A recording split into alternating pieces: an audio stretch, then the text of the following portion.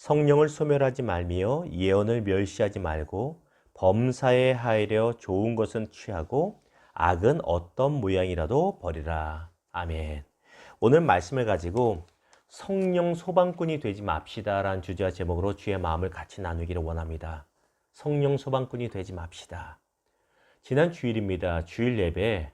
지난 주일에 저는 저희 가정은 강남비전교회 방송 예배를 이제 드렸는데 드리기 전에 문자 하나가 오는 거예요. 문자를 확인했더니 강남비전교회에 계신 한 성도님께서 제 개인적인 계좌로 이 지정 헌금을 보내셨습니다. 예배 드리기 전에 감사하다고 무슨 일이냐고 여쭤봤더니 예배가 끝난 후에 답이 왔습니다. 어떻게 왔냐면 당신의 일부 예배를 드리는데 일부 예배 드리는 중에 저한테 헌금하라는 성령의 감동이 있었다는 것이에요. 그래서 그 감동에 순종하셨다고 합니다. 너무나 감사하죠.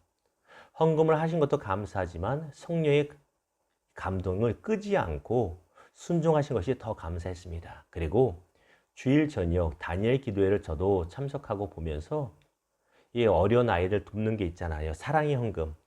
그걸 보면서 넘어가지 않고 그래, 나도 도와야겠다는 심정으로 ARS 전화를 통해서 얼마 되지 않지만 또 헌금을 드렸습니다. 왜? 마음에 성령께서 말씀하신 것을 끄지 않기 위함입니다. 사랑하는 성도 여러분, 어떤 면에서든지 성령이 우리에게 말씀하시고 감동 주신 그 불을 끄지 않는 복된 사람들 되기를 주님의 이름으로 축원합니다. 세상에 어떤 사람들은 내 마음속에 들어있는 성령의 불을 끌 뿐만 아니라 남한테 있는 것까지 끄는 성도들도 있어요. 어떻게?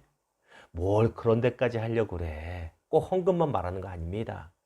뭘 그렇게까지 신앙생활해. 뭘 그렇게까지 예배생활해. 뭘 꼭 새벽에 일어나고 뭘 꼭 하루에 만에 꼬박꼬박 성경을 읽고 그러지 않아도 괜찮아. 주님이 아무 말씀 안 하셨는데 본인이 다 끄는 사람도 있습니다. 복되지 않습니다. 다시 말씀드립니다. 성령의 불을 끄지 않는 복된 성도들 되기를 주님의 이름으로 축원합니다. 자, 오늘 성경 말씀 보면 본문 보면 19절부터 22절 보았잖아요. 사실 이 19절부터 22절이 한 가지에서 말하고 있습니다. 무엇에 대해서? 성령의 불을 끄지 말라는 것이에요. 19절부터 22절을 하나하나 적용해도 참 삶에 참 좋은 구절들입니다만 사실은 하나입니다.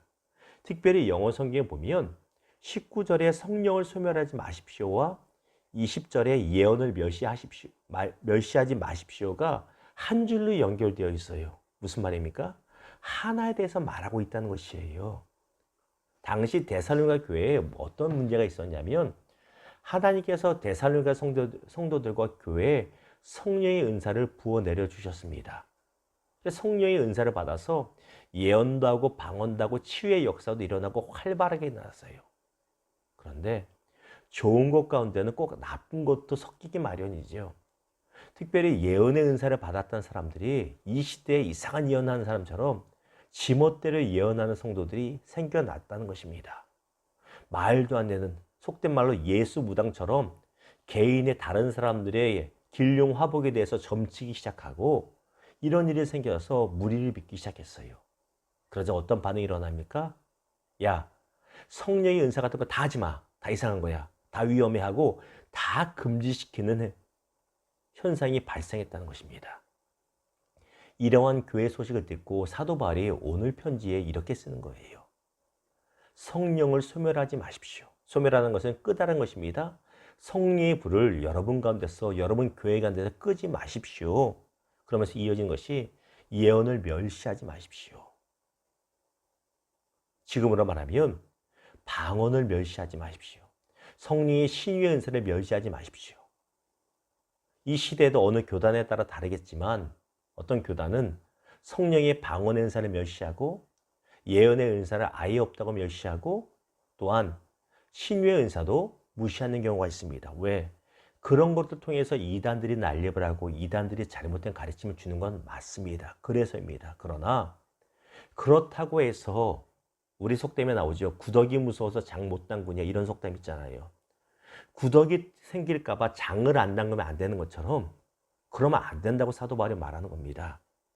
21절과 22절 보십시오. 모든 것을 분별하고 선한 것을 취하십시오. 선한 하나님의 선물에 악한 마귀의 역사도 섞일 수 있지만 분별해라. 조그만 악한 것 때문에 선한 걸 다 취해 버리려고 하겠습니까? 아닙니다. 분별하십시오. 그리고 20일 보았더니 악은 그 어떤 모양이라도 버리면 됩니다. 이걸 말하고 있다는 것입니다. 결국 무엇을 말해요?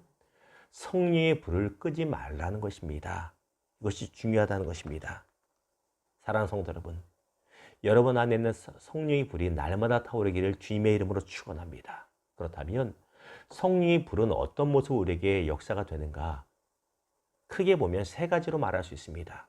첫 번째는 오늘 말씀에 말한 것처럼 성령의 은사입니다. 나는 방언 기도를 하고 방언할 수 있습니다. 그런데 어느 교회 갔더니 방언하면 눈 흘리고 눈치 주고 째려보는 교회가 있다 해봅시다. 그러면 못하죠. 그걸 눈치 보여서 못합니다. 그렇죠. 그런 교회는 성령의 은사를 꺼버리는 교회인 거예요.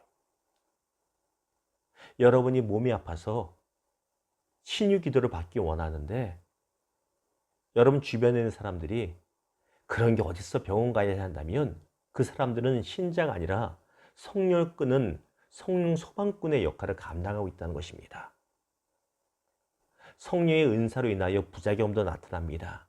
그러나 성령의 은사가 있고 이 은사들을 사용할 수 있기를 주님의 이름으로 축원합니다. 두 번째 무엇이냐면 성령의 감동입니다. 성령의 감동을 끄면 안 됩니다. 이것이 무엇입니까? 성령이 선을 행하라고 하는 것. 성령께서 어려운 사람들 도우라고 하는 것. 성령께서 교회에 어떤 일을 하라고 하는 것. 예를 들면 이거잖아요. 교회에서 지난주에도 강남비전교회 예배를 드리다 보니까 이런 광고가 나와요. 무슨 전자칠판인가 이런 거 필요한데 성령에 감동되신 분들은 헌물하시면 좋다. 저는 감동이 안 됐어. 저는 그랬지만 감동되시는 분들은 그걸 하는 거잖아요. 이건 무슨 돈을 뜯어내는 것이 아니라 분명히 성령의 감동이 있을 수 있습니다. 이거 내 마음에 들었어요. 성령의 감동이. 근데 억지로 죽여버리는 겁니다. 오늘 감동 들었는데 내일 모레 3일 4일 끌다 보면 식어버려요. 그렇게 하지 말아라. 하나님이 그 성령의 감동을 통해서 유익을 너한테도 주기 위함이고 복 주기 위함이다. 끄지 말라는 것입니다. 또 세 번째 무엇입니까? 성령의 경계하심을 끄지 말라는 겁니다. 어떤 경계? 죄의 유혹에 대해서 성령이 경계하실 때가 있어요. 어떤 일을 하는데 뭔가 찜찜하고 마음이 막 찔릴 때가 있어요. 그렇죠? 그거 경계하라는 것입니다. 저도 그런 경우가 있습니다. 누구에 대해서 비방하고 싶을 때가 있잖아요. 예를 들면 뭐 페이스북이나 이런 데 글 쓸 때 좋은 글뿐만 아니라 누구에 대해서 비방하고 안 좋은 글을 쓰고 싶은 유혹이 있습니다. 그런데 그걸 쓰려고 했는데 다 썼는데 저장해야 올라가지 않습니까? 글이 날아가는 경우가 있어요. 그러면 돌아봅니다. 아하, 성령께서 막으시나 보다. 제 스스로 느끼는 거예요. 그런 게 있습니다.